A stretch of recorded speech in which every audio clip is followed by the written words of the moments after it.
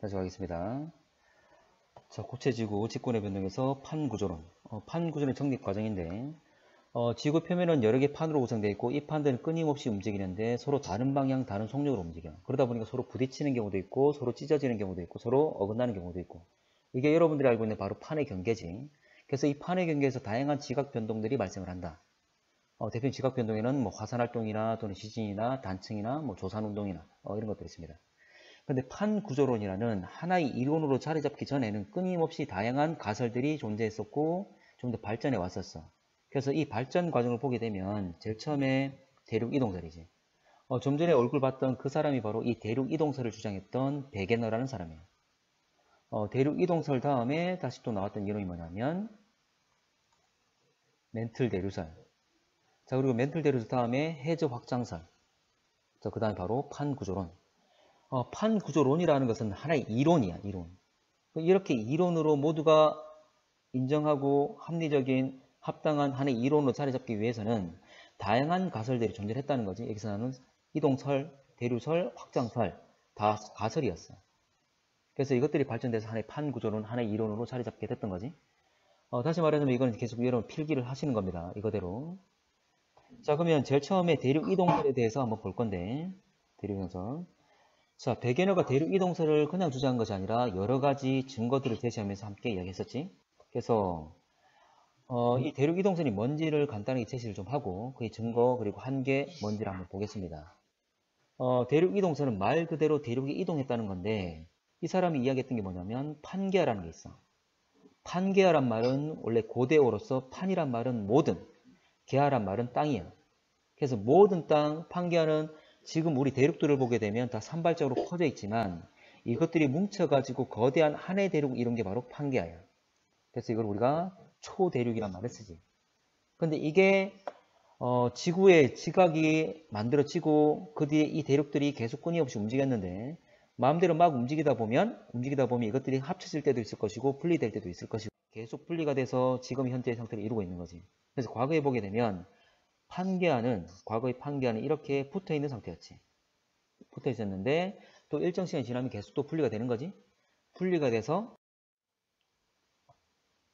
현재의 분포를 띠게 있는 게 바로 이 이론 내용이지. 그래서 판게아를 만든 거는 약 2억 년 전입니다. 근데 판게아를 만들어서 계속 유지되는 것이 아니라 이것도 짧은 기간 동안 유지가 되고 또 분리가 이루어지는 거지. 그래서 판게아를 약 2억 년 전에 판게아가 형성이 되고 또 약간 더 시간이 지나서 계속 또 분리가 이루어진 거지. 그러면서 분리가 돼서 현재 대륙 분포를 이루고 있다. 이게 바로 대륙 이동설입니다. 자, 그러면 이 사람이 제시했던 증거들은 대표적인 게 한 4가지가 있는데 물론 좀 더 많기도 많지만 대표적인 4가지만 제시를 좀 하면 증거는 해안선 모양의 유사성. 대륙들이 붙어 있다가 이것들이 분리가 되게 되면 떨어진 그 경계선들은 이제 일찍 서로 비슷한 모습을 띠게 된다는 거지. 대표적인 것이 바로 여기입니다. 대표적인 해안선 일치를 말할 때 유사성을 말할 때 여기를 언급하는데 남아메리카와 아프리카 위쪽이 북쪽이고 아래쪽이 남쪽이기 때문에 오른쪽을 동쪽, 왼쪽 우리가 서쪽이라 말하지. 그래서 남아메리카 같은 경우에 동해안, 동쪽, 아프리카 같은 경우에 서해안, 왼쪽 여기가 서로 유사한 모습을 띠게 되는 거지. 그래서 해안선 모양의 유사성이라 하면 여기를 말한다. 남아메리카 동해안과 아프리카 서해안을 말한다. 이 두 개가 거의 일치되는 모습을 띠게 된다. 그 말이지. 자, 두 번째로 암석과 지질 구조의 연속성. 당연히 두 개가 붙어 있었다면 이 붙어 있는 이 지역에는 동일한 암석들이 존재를 했겠지? 같은 장소이기 때문에 같은 환경이기 때문에 어떤 과정을 거치든 간에 비슷한 암석들이 존재를 할 거야. 그리고 지질 구조도 같게 나타난다 또는 연속적으로 연속성을 띠게 된다. 이런 의미인데 지질 구조는 뭐냐면 대표적으로 여러 가지 퇴적물들이 쌓여가지고 이게 암석화가 되면 우리가 알고 있는 퇴적암이 되는 거지. 그러면서 서로 다른 물질이 쌓이거나 또는 좀 보면 크기가 달라지게 되면 층과 층 사이 구분이 되지. 이걸 우리가 지층이라 그러지. 먼저 같은 장소라면 같은 지층이 나타날 거다. 그리고 산맥 같은 경우에도 같은 곳에서 만들었다면 그 산맥이 연속성을 띠게 될 거다. 이런 겁니다. 그래서 지질 구조는 지층이나 산맥 이걸 말합니다. 그래서 암석만 말하는 경우도 있고 지층만 말하는 경우도 있고 산맥을 말하는 경우도 있고 어쨌거나 이런 것들이 연속성을 띈다, 유사한 성질을 띠게 된다 그 말이지. 자, 이거 예를 한번 들어보면 이런 겁니다. 남아메리카의 동쪽 해안과 아프리카의 서쪽 해안, 여기에 퇴적층들을 봤더니 밑에 화성암, 빙하퇴적물, 석탄, 사암 다 같게 나타나. 근데 시간이 흘러서 밑에는 같은데 위에 걸 보게 되면 이쪽은 얕은 바다 퇴적물들이 쌓이고 여기는 모래 퇴적물이 쌓여. 어쨌든 서로 다른 물질이 쌓여 있다는 거지. 이건 뭘 의미하냐면 과거에 붙어 있을 때는 같은 장소니까 같은 애들이 쌓이고 만들어지겠지만 분리가 되게 되면 서로 다른 장소니까 다른 물질, 다른 지층들이 쌓이게 되겠지? 형성이 되겠지? 그걸 말하는 거지. 그래서 밑에 동일하게 나타나는 것은 두 개가 붙어 있었던 시기를 말하는 거고, 그리고 서로 다른 게 나타났단 말은 분리가 된 이후에 서로 다른 환경에서 각각 쌓인 걸 말하는 거지. 됐지? 또 하나 더 얘기를 하면, 자, 산맥을 보게 되면 에팔레치아 산맥이라고 북아메리카, 바로 미국과 캐나다에 걸쳐서 쭉 있습니다. 이 산맥과 그리고 칼레도니아 산맥이라고 영국, 특히 스코틀랜드, 유럽 쪽에 이렇게 쭉 펼쳐진 산맥이 있어. 이 산맥. 자, 이 두 개가 연속성을 띈다라고 얘기하는데, 자, 과거에 대륙들이 붙어 있을 때 거대한 산맥이 존재를 했어. 바로 여기 북아메리카와 아프리카와 유럽이. 그래서 이 거대한 산맥을 이루고 있다. 이것들이 분리가 되면서 떨어져 나가면서 그 부분이 현재 근적으로 그대로 남아있는 거지. 아까 에팔레치아 산맥과 칼레도니아 산맥이. 자, 넘어가면.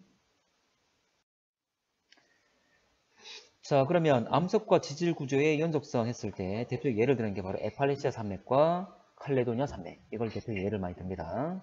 에팔레치아 산맥은 아까 북아메리카, 미국과 캐나다 쪽에 있는 거고, 칼레도니아 산맥은 스코틀랜드에 있는 거고. 이것들을 바로 우리가 대표적인 예로서 얘기를 합니다.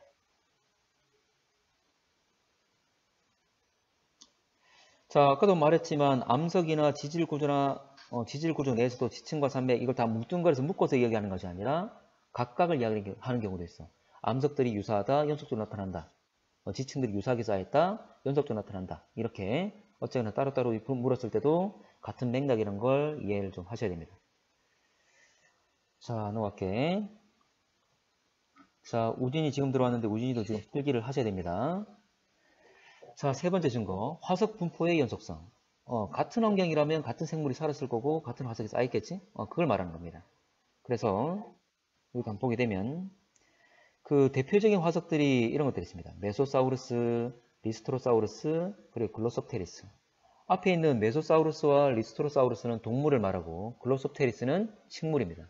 그 동물의 이름이야. 동물의 이름.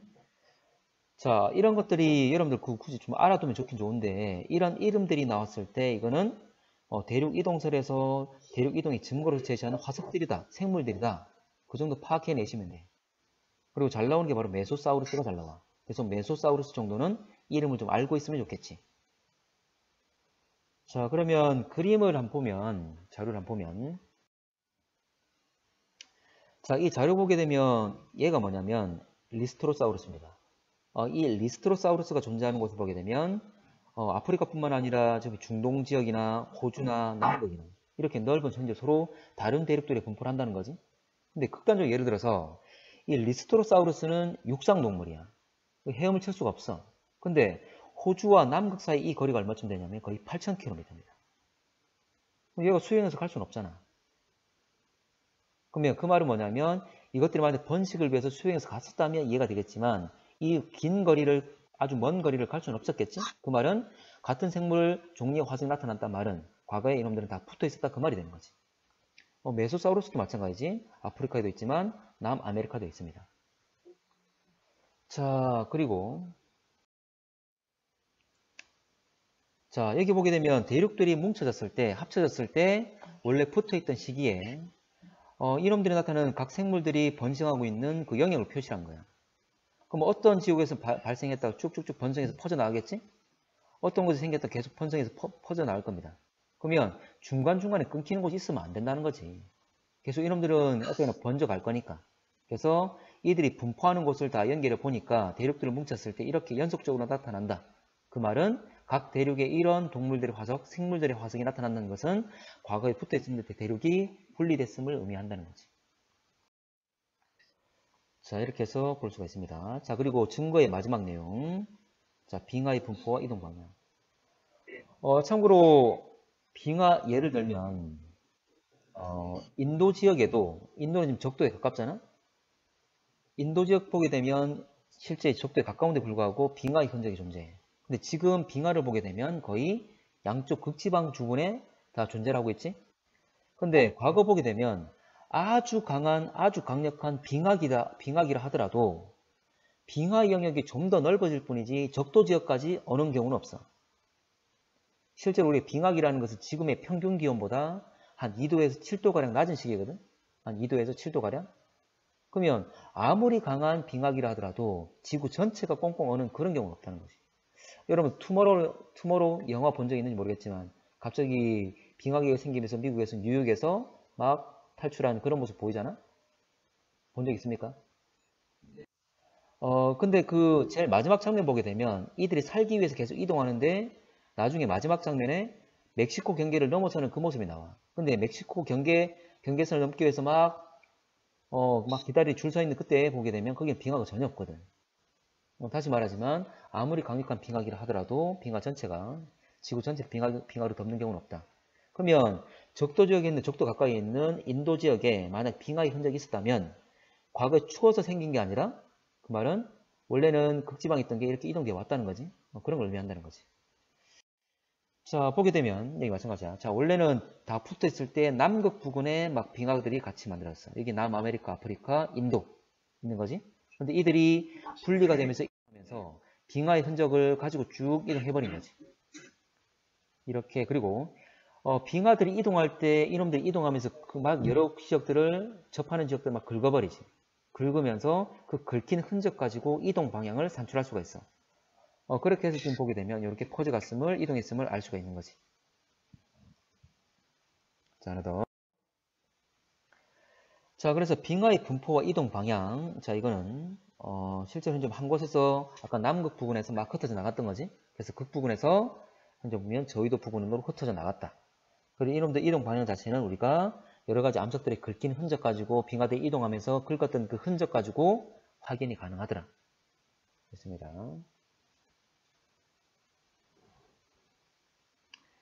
자, 대륙 이동설. 어떤 이론이 자리 잡기 위해서는 가설도 있을 것이고 이 가설을 증명하면서 결과적으로 어떤 문제가 없다면 합당하게 증명이 된다면 하나의 이론으로 자리 잡게 되는 거지. 근데 대륙 이동설은 역시 가설에 머물렀어. 이 당시에 백연하라는 사람은 아주 유명하고 현재 보면 실력이 있는 과학자였어. 그것도 많은 사람들이 인정하는. 근데 이 대륙 이동설을 현재 제시했을 때 사람들이 완전 또라이로 봤었어. 그러니까 받아들이지 못했지.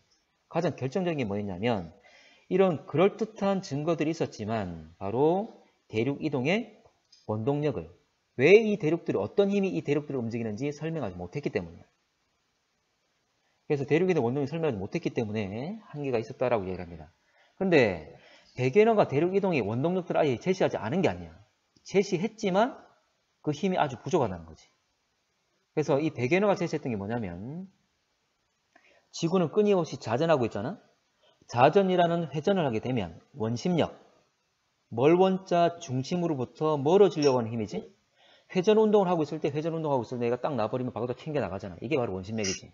그래서 지구 자전이라는 회전 운동에 의한 원심력 때문에 그 힘이 작용해서 움직이는 게 있어. 또 하나 더 뭐냐면 우리 보면 만조와 간조, 바닷물이 밀물과 썰물 끊임없이 올라오고 내려가고 어떤 흐름을 가지잖아. 이걸 바로 조석 현상이라고 얘기를 하지. 이거는 누구에 의해서 일어납니까? 조석 현상은? 달. 근데 달뿐만 아니라 원래 태양이나 다른 천체들도 그 힘을 발휘해. 근데 달과 태양이 월등하게 크고 특히 달이 태양보다 2배로 큽니다. 그러다 보니까 주도적으로 이 조석 현상이 달 때문에 일어나는 것처럼 보이는 거지. 근데 어쨌거나 그 힘을 뭐라 부르냐면 기조력이라고 해요. 기조력. 조석 현상을 일으킨 힘을 기조력이랍니다. 이건 단순하게 달의 인력을 말하는 게 아니야. 원래 만유 인력과 서로 회전 운동을 서로 묶여서 회전 운동하고 있을 때 생기는 원심력. 이 두 개 합력이거든. 어쨌거나 달의 기조력과 지구 자전에 의한 원심력 이 두 가지를 제시했었어. 근데 1912년, 지금 100년 이상 차이 나는 시기지? 이 시기에 지구 자전에 의한 원심력과 달의 기조력을 계산할 수 있었을까 없었을까? 이 힘의 크기를. 못해요. 아니면 할 수 있었어. 이미 벌써 뉴턴에서 만물력에는 일단 물리적인 그런 법칙들은 많이 자리 잡고 있는 상황이었어. 그래서 그 당시에도 이 힘의 크기는 어느 정도 계산이 가능했어. 계산이. 근데 이 힘을 계산해 봤더니 거대한 대륙이 움직일 만한 그 정도의 힘은 아니라는 거지. 그러니까 이건 원동력이 되지 못한다고 얘기했던 거지. 결과적으로 실제 원동력을 제시하지 못한 거잖아. 그래서 한계가 있었고 받아들여지지 못했던 거지. 참고로 뒤에 한계에 자 한자는 유자입니다. 유자 있을 유 가끔 쓰게 될 겁니다. 한계가 있었다. 그래서 받아들여지지 않았다. 그 말이지. 자, 됐습니까? 자, 넘어가 되겠나? 자, 넘어갈게. 자, 필기 다 됐지? 자, 두 번째로 멘틀 대류설인데 이 멘틀 대류설은 내용은 좀 적어. 일단 이 멘틀 대류설까지만 좀 하겠습니다. 조금 접자. 좀 힘내세요. 자, 멘틀 대류설은 홈스에서 발표됐어. 1928년에. 자, 우리 지구를 보게 되면 지각과 멘틀과 외핵과 내핵. 근데 그 중간에 있는 이 멘틀이 대류, 움직인다 그 말이지. 자, 그러면 그 내용을 보게 되면 자, 이겁니다. 자, 내가 물을 끓일 때 자, 아래에서 열을 가하게 되면 자, 위쪽과 아래쪽에 온도차가 발생하는데 아래쪽에 가열을 하게 되면 온도가 높아지면 온도와 밀도는 무슨 관계지? 반비례. 자, 아래쪽 온도 높아지게 되면 밀도는 작아진다. 가벼워지기 때문에 상대적으로 온도가 높은 밀도가 큰 자, 아래쪽은 밀도가 낮기 때문에 가벼우니까 올라가겠지? 위에 있는 애들은 상대적으로 온도가 낮기 때문에 무거우니까 밀도가 크니까 밑으로 내려오는 거지. 또 가열돼서 또 올라가는 거지. 이런 게 반복되면서 열 전달되는 게 바로 대류란 말을 하는 거지. 자, 근데 우리 지구도 마찬가지지. 지구 중심부로 갈수록 지구 밑으로 내려갈수록 온도는 높아지는 거잖아. 자, 지구 중심으로 내려갈수록 온도는 높아집니다. 그러면 아래쪽은 온도가 높고 위쪽은 온도가 낮기 때문에 온도가 높은 밀도가 낮은 곳이 밑이니까 위로 올라가겠지? 그래서 위로 올라오고 상대적으로 밀도가 큰 차가운 밑으로 내려가겠지. 이렇게 대류가 발생한다는 거지. 그러면 이렇게 대류가 일어날 때 위에 실려있는 판이 단단한 판이 그 대류 흐름과 함께 이동하는 걸 이걸 바로 멘틀 대류설이라고 얘기하지. 됐나? 그래서 이렇게 멘틀 대류가 일어나는 모습을 계략적으로 나타냈습니다. 연약권이다, 암석권이다 하는 것은 이건 다음 시간에 좀 설명을 좀 하도록 할게. 일단 넘어가겠습니다. 자, 멘틀 대류설. 자, 아까 얘기했던 것처럼 멘틀 대류설은 멘틀 상부와 하부에 온도차가 발생한다. 온도차가 있단 말은 있을 유자. 온도차가 있단 말은 밀도차가 있다 그 말이지. 이런 밀도차 때문에 결과적으로 대류가 발생한다. 근데 이 대류라는 것은 온도에 의한 것, 열에 의한 것. 그래서 우리가 특히 온도차에 의한 것을 열대류란 말을 씁니다. 열이 원인이 되니까. 그래서 멘틀 내부의 온도차 때문에 열대류가 발생을 하고 이 열대류에 의해서 이 멘틀의 대류에 의해서 위에 있는 판이 함께 이동을 하게 된다. 그 말이지. 이걸 바로 우리가 멘틀 대류설이라 그럽니다.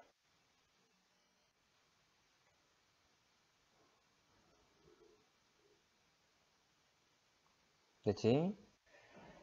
자, 그러면 오늘은 이 에너지원까지 일단 간단히 제시라고 할게. 자, 에너지원과 한계까지 할게. 에너지원. 자, 에너지원은 뭐냐면 자, 방사성 원소의 분계열.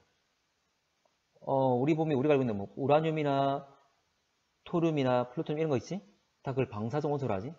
방사성 원소는 아주 불안정합니다. 불안정하다는 말이 뭐냐면 에너지가 높은 상태야. 그래서 좀 더 에너지가 낮은 상태로 내려오려고 그래. 이걸 분계라 그래.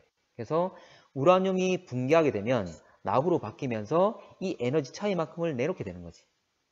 이 자연에도 우리 보면 여러분 지금 땅 아래에도 다 우라늄 같은 방사성 원소가 있습니다. 근데 아주 밀도 낮게 퍼져 있기 때문에 우리한테 위험하지 않은 거지. 근데 이것들을 현재 보면 다 모아서 좁은 공간에 많은 물질을 놓아서 이들이 붕괴되면서 내는 에너지를 이용한 게 바로 원자력 발전이지.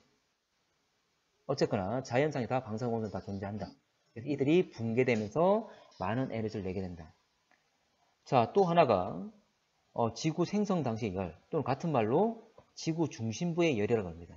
아까도 말한 것처럼 지구 중심부로 갈수록 온도는 높아지는 거지. 지구 중심부로 갈수록 온도가 높아지기 때문에 그 열의 작용을 받는다 그 말이지. 아마 1학년 때 이런 배웠을 겁니다. 지구가 생성되는 과정. 원시 지구가 형성되는 과정을 아마 1학년 때 배웠을 거예요. 맞지? 짚어보면 이런 거지. 우리 원시 태양이 우리 태양계가 만들어지는 과정. 거대한 성운에서 이들이 뭉쳐가지고 많은 물질이 가운데 모이게 되고 가운데는 태양이 만들어지고 그리고 주변에 회전 원반체를 만들고 중앙에는 태양이 있지만 주변은 이 원반체에서 군데군데 부분이 뭉쳐가지고 미행성을 만들게 되는 거지. 작은 행성이. 다시 이 미행성들이 뭉쳐가지고 지금의 행성을 만든 거지. 기억납니까? 근데 이 미행성들이 뭉칠 때 서로 미행성들이 막 뭉칠 때 서로 충돌한다는 거지. 충돌하면서 많은 열이 발생하게 되고 이들이 다 녹아버린 상태가 되는 거지. 그걸 뭐라 불렀지? 다 녹아있는 상태를? 그래. 원시지구 만들어진 과정인데. 다 녹아서 마그마로 채워져 있던 상태를? 그렇지. 마그마의 바다라 그랬지. 좋아. 자, 미행성들이 충돌하면서 많은 열이 발생할 거니까 다 녹아있는 상태를 마그마 바다라 그랬지. 자, 봐봐. 근데 미행성들이 무한정 있는 게 아니라 그 수가 한정이잖아. 한정돼 있는 거지. 그러면 충돌을 초기에는 많이 하겠지만 점점 충돌 수가 줄어들겠지. 그만큼 열을 발생할 수 있는 게 줄어들겠지. 그러면 초기에는 열이 아주 많아서 다 녹아있는 상태였지만 점점 이제는 온도가 내려가게 되겠지. 근데 식을 때 어디부터 식습니까? 겉이야 속이야? 겉부분부터. 좋아. 자, 봐봐. 예를 들어 이런 거야. 내가 호빵 기계에서 내가 호빵을 막 꺼냈어. 막 꺼내면 겉도 뜨겁고 속도 뜨겁지? 시간 지나서 식어서 내가 이제 좀 식었네? 딱 깨물었어. 근데 아직 속은 어때? 뜨겁지? 이게 바로 지금 지구의 상태지. 겉은 식었지만 속은 아직도 뜨거운 상태. 근데 이 호빵이 충분히 시간 지나면 속도 어떻게 되지? 식어버리겠지? 근데 식는단 말이 열을 흡수하는 겁니까? 방출하는 겁니까? 방출하는 거지? 맞아. 지구는 중심부는 아직도 뜨겁지만 계속 이 열이 계속 빠져나오고 식고 있어. 식으면서 계속 열을 방출하고 있는 거지. 이 열이 위로 올라오고 있는 거지. 그게 바로 멘틀 대류설의 바로 에너지원이 되는 거지. 그래서 멘틀 대류설의 에너지원은 방사성운수의 분계열과 지구 중심부의 열, 이 두 가지입니다. 자, 마지막으로 이 역시 받아들이지 못했어. 여러분들 우리 멘틀 대류가 일어나는 것을 실제로 멘틀 대류 일어난다고 얘기를 하잖아? 근데 직접 가서 볼 수 있다 없다? 이건 또 100년 전의 이야기야. 이거를 실제 일어나고 있음을 확인할 수 있는 방법이 전혀 없었지. 그래서 이게 받아들이지 않은 이유가 멘틀 대류가 일어나고 있음을 확인할 수 있는 기술이 그 당시에는 없었기 때문에 이게 실제 사실임에도 불구하고 확인 못하니까 당연히 받아들이지 못했던 거지. 지금도 관측은 안 되지만 이 멘틀 대류에 의한 대륙 이동, 판의 이동들은 우리가 어느 정도 가늠이 가능하지? 각 대륙의 센서를 따라서 인공위성 통해서 움직임을 통해서 알 수 있습니다.